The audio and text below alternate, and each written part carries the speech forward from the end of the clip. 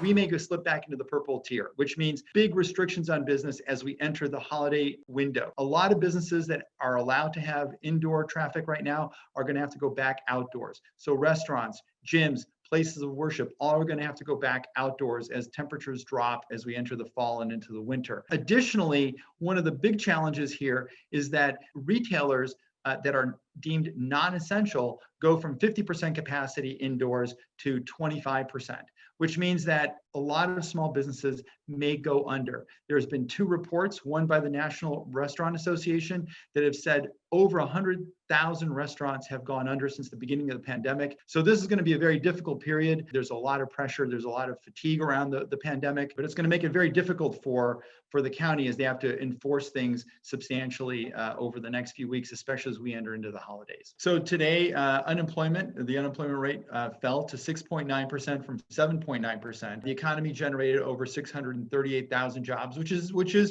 is good, but we still have nearly 11.5 million people that are unemployed. Over 10 million jobs that were lost at the beginning of the pandemic are still lost, and more of them every day are becoming permanent losses rather than temporary losses. One of the negatives is that we lost over 260,000 government employees, mostly by census workers that were lost. So we're in a slow road in terms of the economic recovery.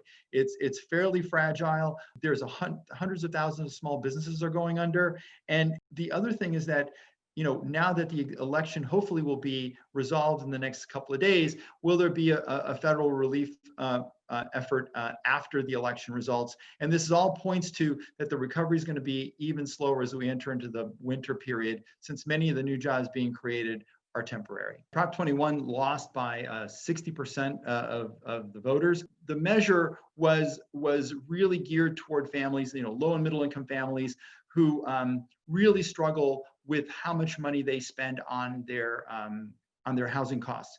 But the big issue is really around that the governor didn't support it. And one of the reasons he didn't support it is because earlier this year, the governor signed a piece of legislation that capped rents at 5% increases with a little inflation kicker in buildings that were 15 years or older. This probably means that most middle and lower income residents tend to live in these older buildings, so it protects them right now. So the measure as it was structured was really for long-term rent control, not really immediate ways to help renters. So that's one of the big reasons why it lost, why people felt that, in the long term, it's better to look at the housing stock and the housing solutions that we should have as a state rather than fixed rent.